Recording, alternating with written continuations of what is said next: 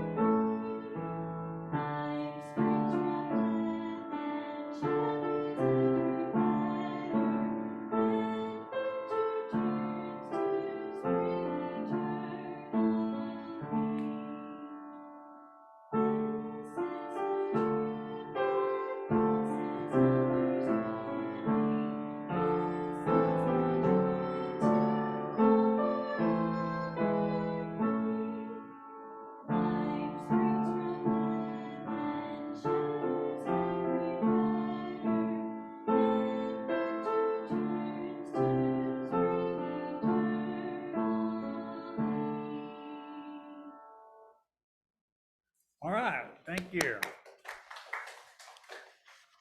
Thank you, Shay.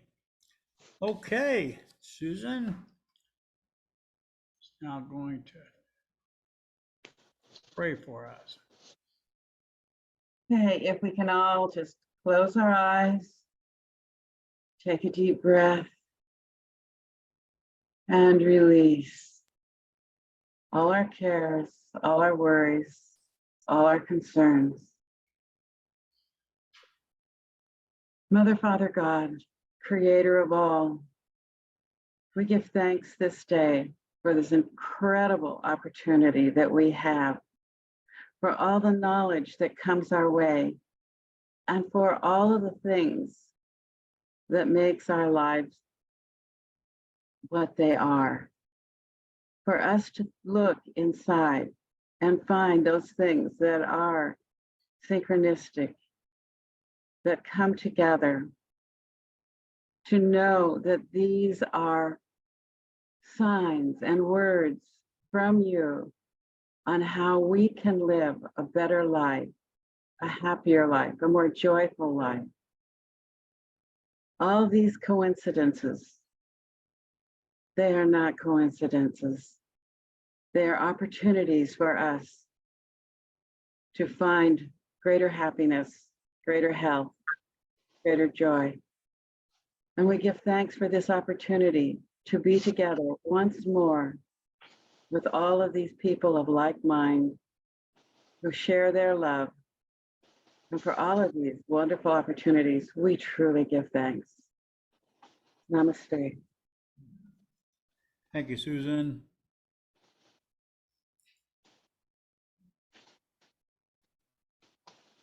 Okay. We have another song. This is Truth Will Lift Me, as I can see a little pattern starting to emerge here. Truth Will Lift Me, number 238 in the Brown Book.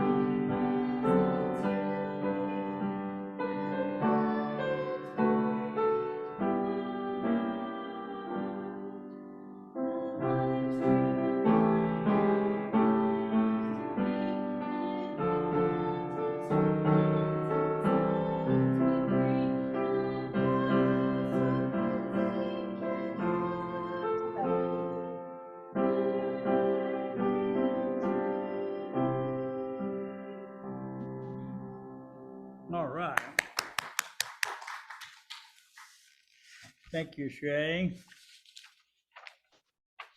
Join with me in our reflective moment. Love produces a flow of energy that I now feel. I love others more than ever, and I feel privileged to be here. Love flows from one person to another as we create an atmosphere of holiness, and so it is. Okay.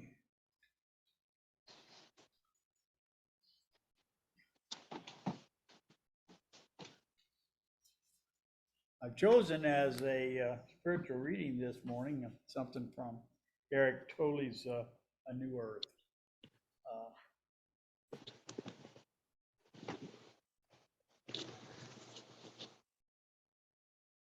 Okay, and it's war as a mindset.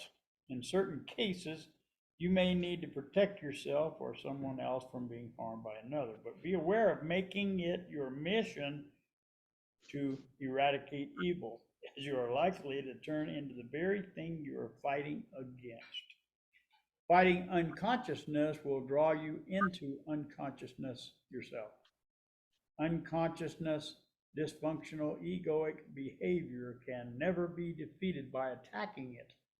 Even if you defeat your opponent, the unconsciousness will simply have moved into you, or the opponent reappears in a new disguise.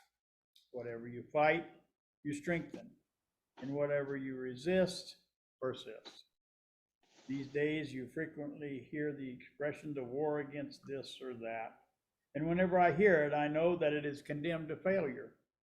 There is a war against drugs, the war against crime, the war against terrorism, the war against cancer, the war against poverty, and so on. For example, despite the war against crime and drugs, there has been a dramatic increase in crime and drug-related offenses in the past 25 years. The prison population of the United States has gone up from under 300,000 in 1980 to a staggering 2.1 million in 2004. That's how long ago this book has been out. It's even higher now, I'm sure, 20 years later. The war against disease has given us, amongst other things, antibiotics. At first, they were speculative spectacularly successful, seemingly enabling us to win the war against infectious diseases. Now, many experts agree that the widespread and indiscriminate use of antibiotics has created a time bomb that antibiotic-resistant strains of bacterial or so-called superbugs will in all likelihood bring about a reemergence of those diseases and possibly epidemic. According to the Journal of American Medical Association, a medical treatment is the third leading cause of death after heart disease and cancer in the United States.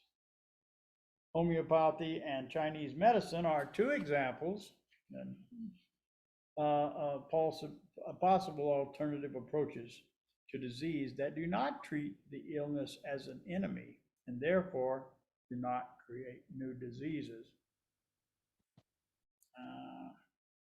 War is a mindset, and all action that comes out of such mindset will either strengthen the enemy, the perceived evil, or if the war is won, will create a new enemy, the new evil equal to and often worse than the one that was defeated.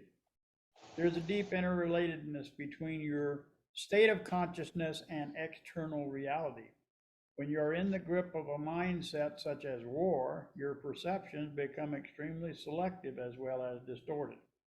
In other words, you will see only what you want to see and then misinterpret it. You can imagine what kind of action comes out of such a delusional system, or instead of imagining it, just watch the news on TV tonight. So, okay, I don't know why I chose that, but I did. So anyway, here we go. Eckhart Tolle. You can't go wrong by, reading Tolle or Deepak Chopra, anything. So, yes. Yeah. I don't have an internal mic here. The mic that I have here is just for here. So I will speak a little louder if you'd like. Okay, so that takes care of that. Now we have the song I Am Love, number 78. 178.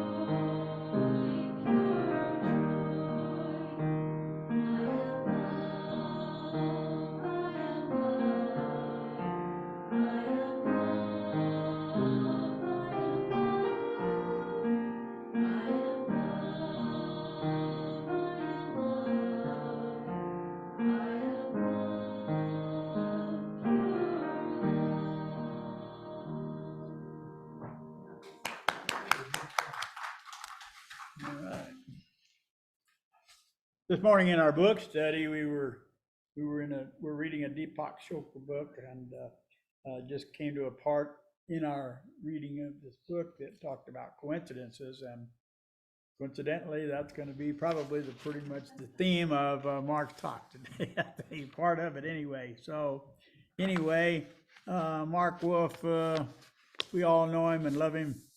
Needs no introduction really, but just let's welcome Mark Wolf. Well, thank you, Ron. Good morning, everybody. I'm happy to be here with all of you. You know, those of you who are there in the Fellowship of Spirit building, as well as those of you who, like me, are on Zoom, as well as those of you who will join us on YouTube in what is to us now the future. You know, it's a very lovely day up here in Northern Kentucky, a little south of Cincinnati. We have thunderstorms in the forecast, but it's a lovely day, and we're enjoying this last full month of summer. Now, summer. That brings to mind the time that I left Farmington back in 2018. I don't know how many those years have gone by so fast. I set out very bravely with a heart filled with hope, a lot of enthusiasm and excitement. I was going to be this most amazing new adventure, and I was really very excited about it. Now, it's the story of that adventure that I want to share with you this morning. Okay. Now, I've already shared little snippets here and there, little bits and pieces from time to time, but today I'm ready to tell you what actually happened. Okay. What actually happened after I said goodbye to all of you, assuming that I would not have the spiritual merit ever to see any of you again. Now, you already know that my life in Farmington began to unravel on the beginning the 4th of July of 2014, and we don't need to go into that story again.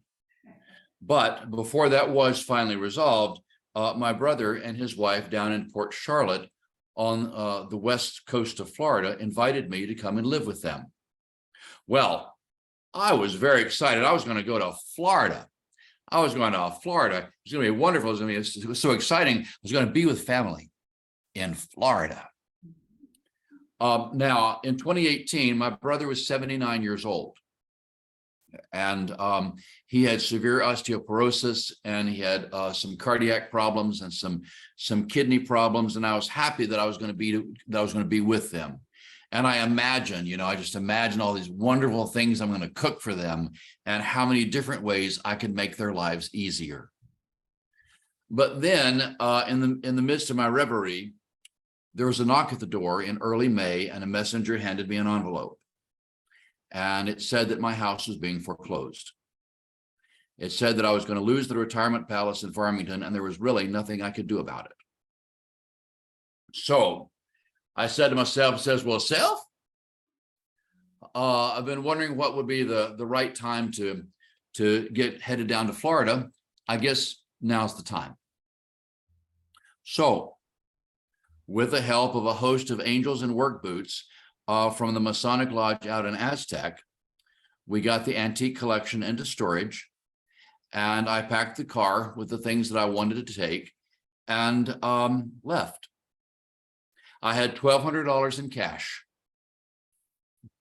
and a car full of stuff, and I left Farmington on the morning of July 2nd. I did not look back. Okay. I was careful not to look back. Actually, I tilted the rearview mirror up and over to make sure that I could not look back, because I was going to Florida. It was going to be amazing. So I arrived in Port Charlotte in the late afternoon on July the 4th. It seemed interesting to me, a funny coincidence, that it was exactly 4 years since everything in my life had begun to come apart. But I was happy. I felt relaxed for the first time in several years, and I was safe. I was at home with family. It was amazing. Finally, at home with family, finally safe. And then on Tuesday, the day after Labor Day, I started my brand new job with the Sarasota County Library System. I've been interviewed 4 times. Okay, 4 interviews for that job before I was selected out of 150 candidates. And the library where I worked was in a very affluent neighborhood on the south side of Sarasota County. And the library was surrounded by a tropical jungle. Yes, there were alligators. The homeless people had a camp back in the jungle, and they discreetly used the library restrooms. See, Sarasota County had a large homeless population, and that was partly because in neighboring Charlotte County, where I lived with my brother, it was illegal to be homeless. Okay, Charlotte County passed a law so that a homeless person was breaking the law and subject to arrest simply by being there. Anyway, Christmas of 2018 was just nothing short of magical. My brother and his wife and I enjoyed this fabulous boat tour of the holiday lights around Charlotte Harbor. And Charlotte Harbor is huge. And then we spent Christmas Day on Venice Beach. And my sister-in-law and I went for a long walk, footprints in the sand, a long walk on the beach. And we laughed and we talked and we reminisced and had the best time. We collected seashells. It was great. And then my 3-month evaluation at the library was very positive. And I was putting a lot of money in the bank. It felt good. And it felt good to feel good for the first time in a long time. But everything changed. And 2018 turned over to 2019, and it started to unravel again. And in mid-January, I was called into the library manager's office, and she said, well, things just aren't working out. And she said, well, you're not really the person I hired. And with that, I was handed a blank piece of paper and a pen, and I was told I could write a letter of resignation or be fired. Which would I prefer? So I wrote a very nice letter stating that I was needed at home because of my brother's poor health. And it was true that he had fallen in the bathroom a few days before all of this happened, and he could not get up. And if I had not been there, he would have ended up in the hospital. So, with plenty of time on my hands, I took some time and I drove over to the east coast of Florida, the Atlantic side of Florida, to visit the Kabbalah Center in Boca Raton. It was wonderful. It was wonderful. It's a beautiful facility. It's a huge campus. It's beautiful. And they gave me a tour and I attended an event there. I just had the best time. But when I got back to my brother's house, everything had changed. His wife was complaining about me, and then she set time limits on the times that my brother and I were allowed to speak to one another. And she complained about me, and then my brother started to complain about me until it was obvious I was not wanted there anymore. But then an amazing thing happened. A friend from the Masonic Lodge said that, well, he needed a roommate. Didn't need any money, just needed a roommate. Would I like to come and live with him? And I said yes. And I packed up the car once again, and I left my brother's house, and I did not look back. Well, it was great at first living there. And he liked it too, because he had very high blood pressure, and found that having me there in the house helped to lower his blood pressure. And I was getting involved with the Unitarian Universalist Church in Port Charlotte. Now, I'll tell you something. It was not Fellowship of Spirit, but it was still pretty nice. And I was making friends. And I was active with the Masonic lodges in Punta Gorda and Inglewood. And I was active with the Scottish Rite Masons down in Fort Myers. And I felt like I was creating a life for myself. And then one Sunday morning in late April, I went to the kitchen to tell my roommate that I was leaving for church. And without meaning to, I startled him.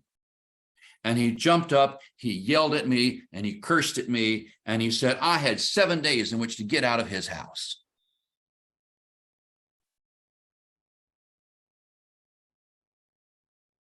Well, I didn't know what to do. I didn't have anywhere to go, no money to get there. And I was scared. And my imagination quickly went to some very dark places. And I began to wonder if I would have to live in my car. And I imagined moving the car around so that nobody would know that I was living in it. And I imagined being arrested and charged with the crime of being homeless in Charlotte County. And I wonder if maybe I needed to go to Sarasota County and live with the other homeless people back in the jungle near the library where I used to work. But then something unexpected happened. And my brother and I went to visit a synagogue in Fort Myers. And on the way back, he asked me if I'd like to live with him again. Now, there are a lot of conditions. There are a lot of stipulations, but I said yes. And I packed up the car one more time. Now, this really happened, okay? I was carrying a stack of books to put the books in the trunk of the car, and one of my mom's cookbooks fell out of my hands. And her handwritten recipe cards scattered all over the street. And then a wind came and blew them some more. And I chased them down and gathered them up, and I finished loading the car, and I drove away. I did not look back. So I was back at my brother's house, but his wife was not happy. And it seemed like there was nothing I could do that would make it any better. You know, if I mopped the floor for her, well, then apparently I felt she was not a very good housekeeper. But if I did not mop the floor, then it was proof that I was lazy and did not want to work. And I began to feel that I was losing my mind. I was afraid of being in the house, but I was afraid of leaving. And I didn't have anywhere to go anyway. But then something unexpected happened. And a friend in the Inglewood Masonic Lodge said that, well, he knew someone who could help. And so he put me in touch with a young woman who had a small cottage for rent on the south side of Venice. She said the cottage was available and would be available through the end of December. And since I was a friend of a friend, well, I could have it for half price. Now, I still could not afford it, but I was scared and I didn't know what else to do. And maybe I was losing my mind. And I signed the lease. I packed up the car again, and I left my brother's house, and I moved into the cottage on the 1st of July, 2019. Coincidentally, exactly a year after I said goodbye to all of you and set out with so much joy and hope and enthusiasm. I was exhausted. I was so tired. I was exhausted, and the money was running short again. Now, also in July, I met someone very nice. And it blossomed into a relationship, and that relationship made me laugh. And it made me feel good again. And it made me happy, even though it was only online. Now, for a short time, I worked at a health food store. What do we call those now? It's a health food store or a natural grocer or vitamin store. Anyway, it was very nice. It was a very nice store, and I worked there for a short time. And you know, I've said before, I do not know how I got the job working on the boat. Seriously, see, I have to tell you this. I was trying to learn how to respond to help wanted ads on Facebook. And so I found this ad, and I was kind of scrolling through on the phone, and I pressed something, and the application filled itself out. Oh, okay. And then I pressed something else, and the application submitted itself. I said, okay, don't press that if you don't want to. And I said, oh, well, it's okay. It doesn't matter. You know, at that point, I had put in hundreds of applications, hadn't heard from any of them. So this is another application I'll not hear from, so it doesn't make any difference. But something unexpected happened, and they called me for an interview. Well, I kept the interview appointment, but really, I only went to tell them since the job was only 20 hours a week, I was not going to be interested. I met Dwayne, and Dwayne and I sat on the boat, and we talked for a long time. And he asked me, would I be interested in the job if it was 40 hours a week? And I said, oh. And then I was hired. I honestly do not remember ever saying I would take that job, but the next thing I knew, I was filling out paperwork and I was hired as a crewman and a ticket seller at Miyaka Outdoors at Miyaka River State Park out in the tropical jungle east of Sarasota. Well, I loved the job on the boat. Okay, I loved that job. I had so much fun. I had so much fun, so much enjoyment. I will always remember, we had international travelers. We had people from South Korea. We had people from Australia, New Zealand, and India. And we had people from South Africa and Israel and Russia and Finland and England and a lot of Germans. Some people from Italy. I mean, from all over the world, people came to see alligators out in the state park east of Sarasota. I had such a good time on that job. But I was struggling to pay the rent and I was tired of struggling. So I sold my coin collection to pay the rent. And the Masonic Lodge helped me out. But it was finally obvious that this whole Florida thing was not going to work. It was not going to work out no matter what. And the thing is, I remember sitting in the car in the parking lot of the Charlotte County Library, crying and sobbing and tears coming down my face out of stress and disappointment and frustration. And when I was done crying, I went inside the library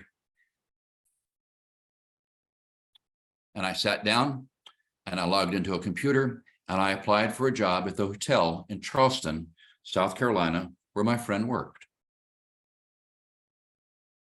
You see, in spite of the stress and the struggling, the exhaustion, that relationship kept me together. If anything, that relationship kept me together, even though it was only online. In early October, I confided to a friend, I felt so completely abandoned and alone. I was not sure that I could even believe in God anymore. Because I needed God, and I didn't know where God was. And so then anyway, later in October, my friend in Charleston and I began to talk about getting married. I had a phone interview with a hotel, and then I went to Charleston for an interview in person, and I was hired. We decided that my first day at work at the hotel would be December 3rd. It worked out. It worked out just fine because the lease on the cottage was ending at the end of December. And so I told her, keep the deposit, and I loaded up the car again. And on Friday morning, the 30th of November, I left Florida. I did not look back. I was so full of hope and joy and enthusiasm.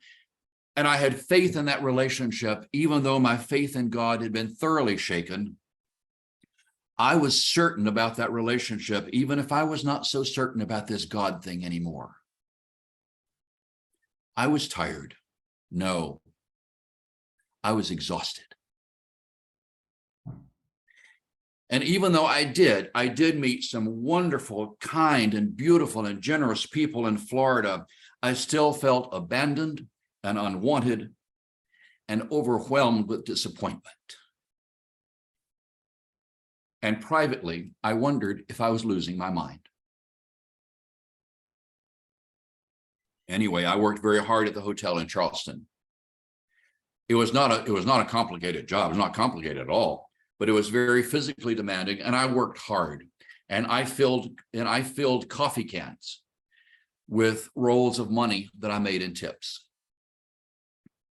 However, it did not take long before I discovered that the person I'd been making marriage plans with, this relationship had made me so happy, and it kept me together when I thought I was losing my mind. And yet this person I'm planning to get married to is already seeing someone else and has been seeing someone else the entire time we were planning a wedding. And I did not know what to do, and the anxiety started to get real bad. And sometimes it was panic. It was real bad. Now, I've told you the rest of the story before, so we're not going to go into that story again either. But 2019 turned over to 2020, and the news turned over to a deadly new virus. Well, I blew it off, said, oh, well, it's just another end of the world scenario. They'll be on to another end of the world story next week.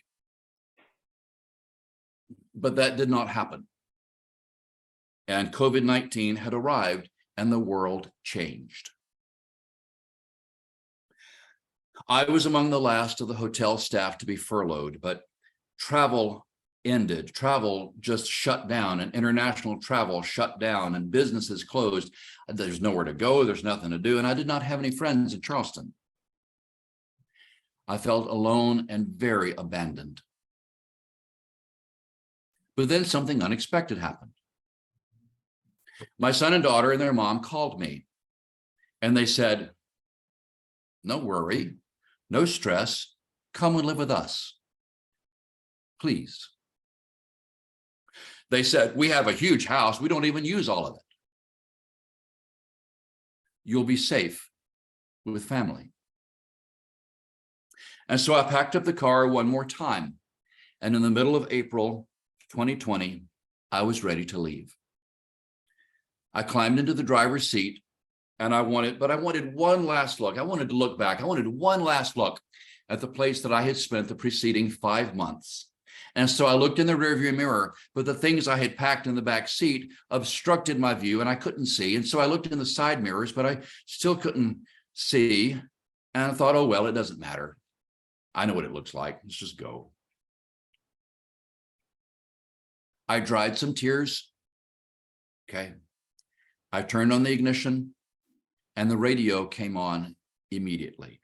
Now, I'm very modern. I have satellite radio. I love my satellite radio. And it was tuned to the 1980s channel, the old, the oldies. It's the 80s on 8. Now this is a true thing. Okay, this happened. This is a true thing. So the radio comes on. It's the 80s channel, and the song that's playing is by Boston. And Boston is one of my favorite 70s and 80s bands. Now, what song were they playing? I'm glad you asked. The song they were playing by Boston was Don't Look Back.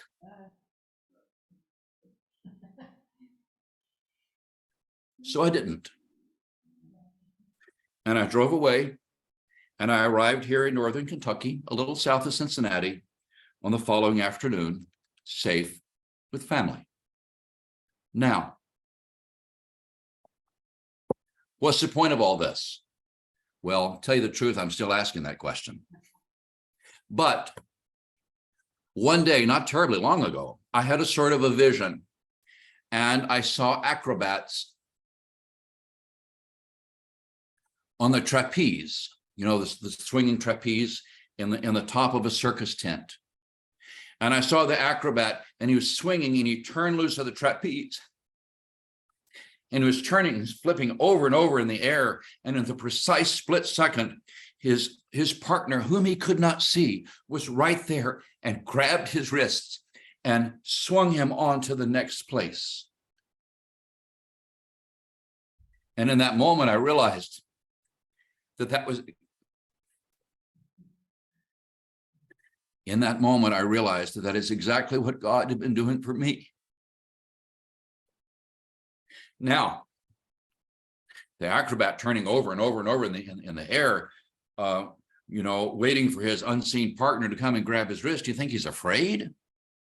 No, he's not afraid, because he knows that in the precise split second, his partner is going to be there for him, even if he can't see his partner while he's flipping through the air. And you see, and that was what happened. That was what was happening. It's this whole story. Because there were so many times I was afraid, but each time that fear was unfounded. And each time I needed something, it was there when I needed it. It was not there a second before it, but it was also not there a second after. Each time that I needed something unexpected happened. Like I said, I don't know how I got the job on the boat, but it was the best job I've ever had, and I consider it to be a gift. And when my mother's cookbook fell out of my hands, and the recipe cards scattered on the street and the wind blew them, I finally recognized that message. It was a message from my mother. And the wind of her spirit blowing her own love and care all over me. See, Florida was not meant to be permanent for me. I was the one who decided it was permanent, okay? And the only way that God could correct me was for the people around me to make it terribly uncomfortable for me. But even so, I would not have left Florida. I had worked too hard to make a life for myself in Florida, and I would not have left Florida, except on the promise of a love relationship, a relationship I know now would have never worked out. But I was blessed with a place to live that I could afford to pay for. And while I was filling coffee cans with money. And by leaving Florida when I did, I was removed from a COVID-19 hotspot.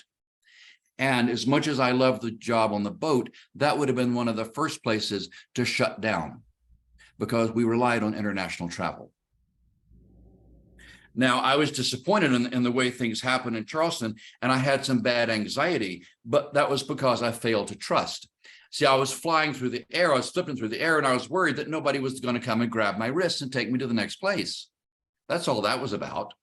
And even though we read in Psalm 91, it's my favorite Psalm, we read in Psalm 91, verses 5 and 6, it says, "You shall not be afraid.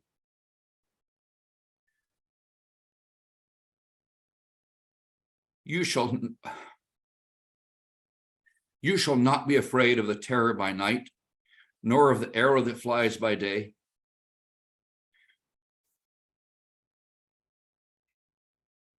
nor of the pestilence that walks in darkness, nor of the destruction that wastes at noonday." And we read in Isaiah, who reads Isaiah, right? We read in Isaiah chapter 40, verse 31, it says, "Those who wait on the Lord shall renew their strength. They shall mount up with wings like eagles. They shall run and not be weary. They shall walk and not faint." And as I look back, and I did finally look back, and I realized that every day I had food to eat, and every night I had a place to sleep, and I was never living in my car, and I was never camped out in the jungle with the alligators and the other homeless people. That never happened. I was afraid, and it never happened because at every step of the way, I was guided, even though the vast majority of time I was not aware of that guidance. And we read about this. This is not news because we read about this in Deuteronomy. This is Deuteronomy, people. Chapter 2, verse 7. You see that in here, the Israelites have finally ended their long, weary journey through the wilderness. And Moses says to them, "These 40 years, the Lord your God has been with you, and you have lacked nothing." Now, I want to share with you this lovely poem written by Margaret F. Powers, and it's called "Footprints in the Sand." Just a coincidence. It says, "One night, a man had a dream. He dreamed he was walking along the beach with the Lord. Across the sky flashed scenes from his life. For each scene, he noticed 2 sets of footprints in the sand. One belonged to him, and the other to the Lord. When the last scene of his life flashed before him, he looked back at the footprints in the sand. He noticed that many times there was only 1 set of footprints.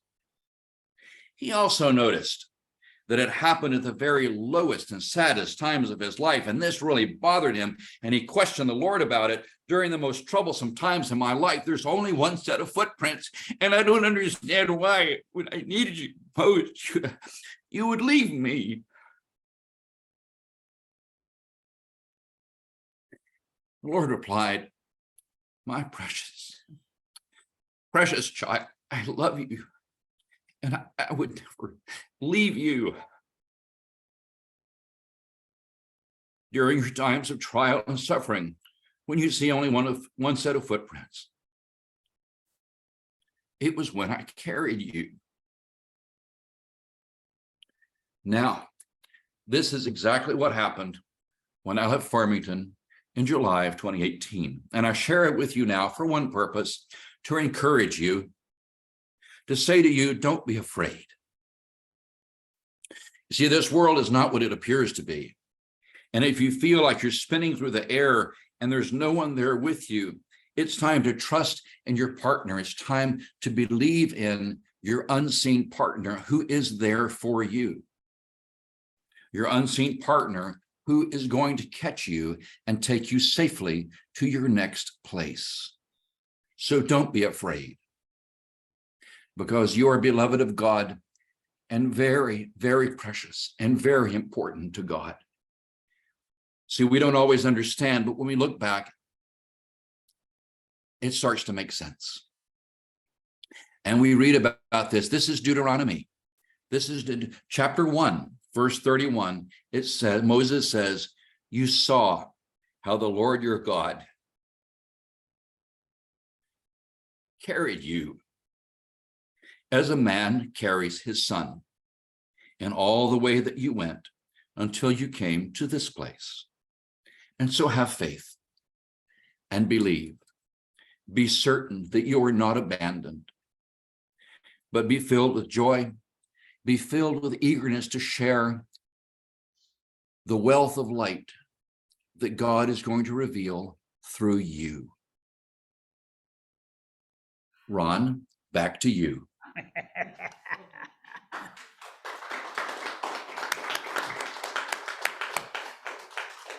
One thing that I am certain of is that in all of your travels, all of your victories and your challenges, that you never left the hearts of the people in this room.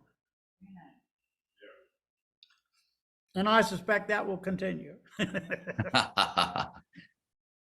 anyone have anything that they'd like to come on up? Oops.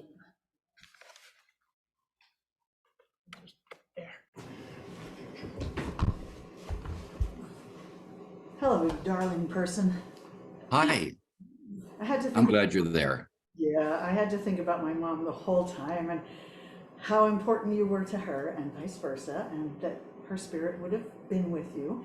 And now I'm at a point where I'm going to move out of my house that I've Uh-huh. 32 years, and I'm moving into an RV.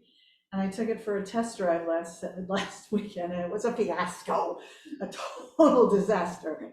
So anyway, now it's back in the driveway and things can start to be okay. But wow, this is a jumping off point for me, and your Uh-huh. message is right on point. Thank you. Namaste. Namaste. Anyone else?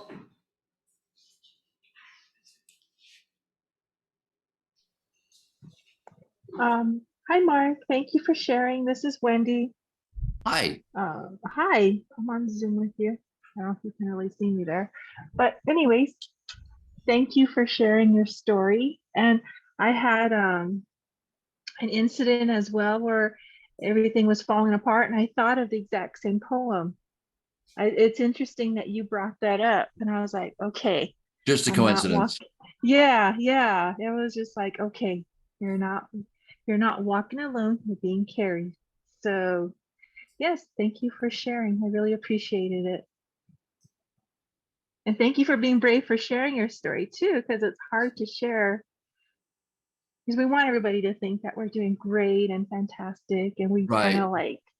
kind of smooth over all the rocky parts and assume that people aren't going to know about it because we have it put together at the moment. So Right. thank you. I I'm appreciate amazing, it. you know. Right. Look how great I am. And yeah, and we kind of like butter over the burnt parts of our toast or something. Seriously. I'm very good at that. Yeah. So thank you. I appreciate it. I just wanted to say thank you for your honesty and your bravery in sharing this with us, and how it reminded me of my recognition in Course in Miracles and the faith that I have gained here. And how I got there. And that trust that you almost lost, and that I almost lost at one point too. So sorry about the tears, but my love to you. Thank you. Yes.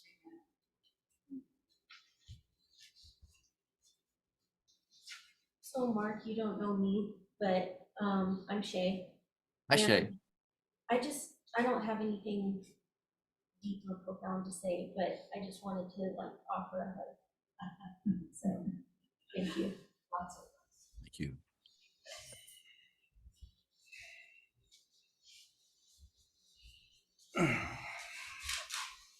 Poor Uh-oh. Steve. Steve, let me just say, Mark, I love you. Thank you. Yes, your story is, I think, many of our stories that, like Wendy was saying, we don't want people to know about, and yet why not? Because it's so important that other people know that there's always someone there to carry us through everything. And so thank you for sharing. Thank you for being everything you are. I truly love you. Bye. It's all just a coincidence. Bye.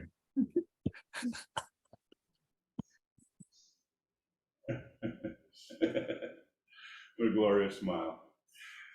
Thank you, Mark, and I think fellowship, I mean, I'm kind of apparently at a low point in my life, but I feel those hands reaching for me. And you are definitely right there with them. I thank you. My dog too. God bless you. You too. Anyone else? Well, that's good. Mark, we really, really appreciate your message and your sharing of your experience and your love. And we just really appreciate you coming to us today and telling us your story. We've gotten bits and pieces Right. along the way, but we really appreciate the whole thing. And you know what the good thing about your story is? It's not ended yet. You know, that it is a continuing story and that there will be other chapters revealing themselves in the future. And it looks a lot brighter today than it had been at some points during this time. It's not so gloomy. Right. I wish I had my sunglasses. There you go. There you go. Yeah. Anyway, all right. So is there anyone else? Okay. Well, thank you, Mark. Let's give Mark a big hand.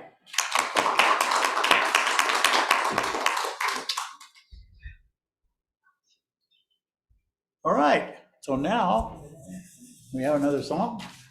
Let me check my agenda. The morn of truth is breaking.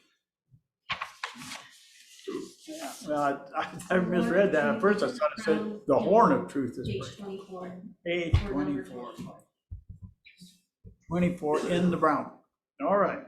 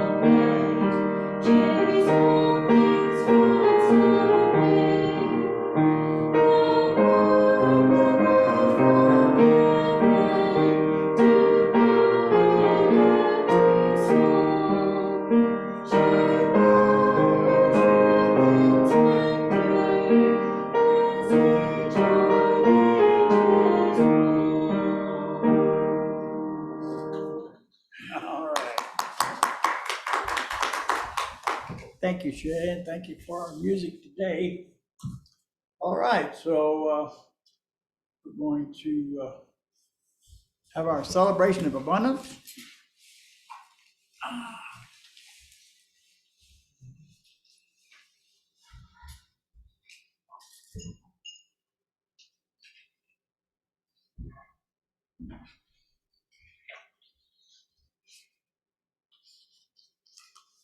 Well, let's put over our heart that which we intend to contribute and say, divine love flowing through me blesses and multiplies all that I have, all that I give, and all that I receive through infinity. I am prosperous.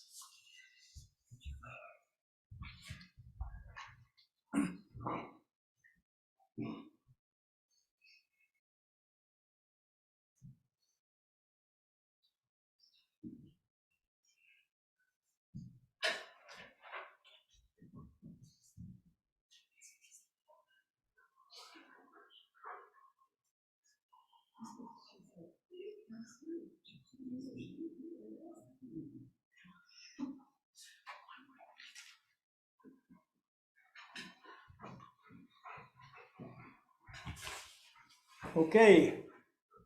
Remind everyone that we have Course in Miracles here on Wednesday nights at 6 o'clock. Susan Barnes leads it. On Thursday nights at 6:30, we have Power of Eight, led by Margaret Cheesebro. Sunday morning at 8:45, we have a book study. And at 10 o'clock, we have our regular message and our regular service. And so we try to do, our footprint is much bigger than we look like. It is. So, all right. Now, are there any other announcements? Yes. And it is music related. Friday night will be another free concert that Hoyle Osborne has arranged, and it'll be in the Aztec Museum's, there's a newish shed, okay, and it's free. And it's Badly Bent, which is a bluegrass group from Durango, and they played there before, and they are so good. So 7 o'clock on Friday night in Aztec. 7 o'clock Friday night, Aztec, at the museum there on Main Street. And they've got improved acoustics and seating and everything. Okay, improved acoustics and seating. What more could you ask for? Yes. I guess a hot dog or some popcorn or something. Yeah, they do have concessions.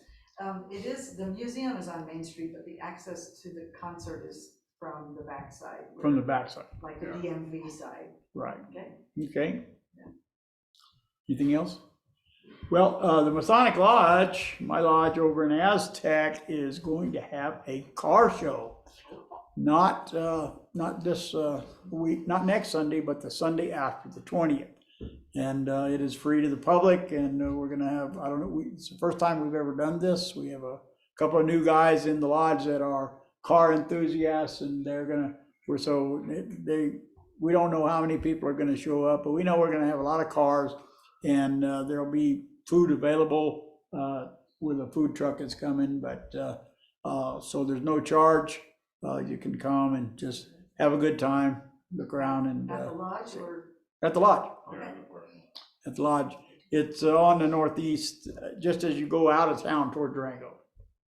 Ron, is it just a display car show or is it a judged car show? They're gonna have trophies. We've already made trophies, and yeah, it's gonna be judged. I'm not gonna judge them, but you know, I try to stay away from judgment. But anyway, there are gonna be some shows. I guess there are 4 different car shows this month in San Juan County, all over the place. So, but anyway, it's one that we hope will be successful right away and then grow as time goes on. This is going to be the first annual, hopefully. First annual. Yeah. So, is there anything else? Okay. In that case, I'm going to turn it over to Bill Clark, who's going to give us our closing message. This just fell into my lap. It's out of the Brown Book. It's Shay saying Psalm 24. This is 25, but it's no notes. It's written. Shining words. These affirmations were chosen for display in the lobby of the administration building at Unity headquarters because they were the favorite affirmations of Charles Fillmore. The joy of the Lord is your strength. God is in me is infinite wisdom. He shows me what to do. In all the ways acknowledge him, and he will direct thy path. I can do all things through Christ, which strengtheneth me. Naught can disturb me, for Christ is my peace and my poise. All things work together for good. In quietness and in confidence shall be your strength. Faith is the strength of the soul inside, and lost is the man without it. The greatest teaching ever given, Christ in you, the hope of glory. God is my help in every need. Maybe one or two of those you can stick with this week. Have a great time. Amen. Thank you, Bill. Thanks, Bill.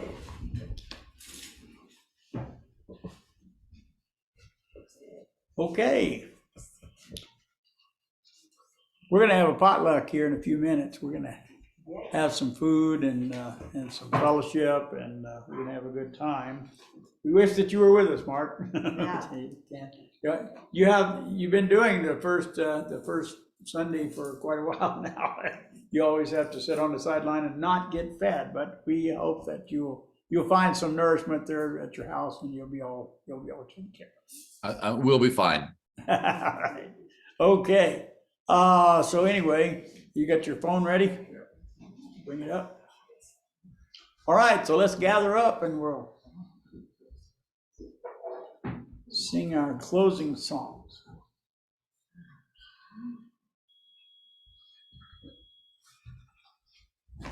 Keep in mind that we all came here on different ships to find ourselves in the same boat.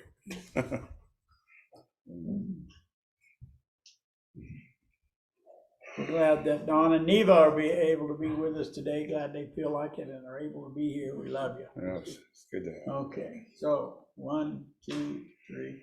God bless America, land that I love. Stand beside her and guide her through the night with the light from above. From the mountains to the prairies, to the oceans wide with foam. God bless America, my home, sweet home. God bless America, my home, sweet home. Weave us together, weave us together in unity and love. Weave us together, weave us together in unity, and yes, there is peace on earth, and yes, it begins with me. Yes, there is peace on earth, a peace that was meant to be, with God as our Father, family all are we. So let us walk with each other in perfect harmony. Yes, peace begins with me. Yes, this is the moment now. With every breath I take, let this be my joyous vow. To take each moment and live each moment in peace eternally. Yes, there is peace on earth, and yes, it begins with me. So may God bless you and keep you until we meet again. Amen. Amen. In the kitchen. Okay. I was worried about you today. You have to worry. I am gonna need you All right. here the 20th. Well, Mark, I'll probably be out of town. we'll see you again soon. Okay, You know it. Thank you once again. Weekend after. okay. Talk to you later. Bye-bye. Right. Bill and I are going to Vegas for Oh, boy. market.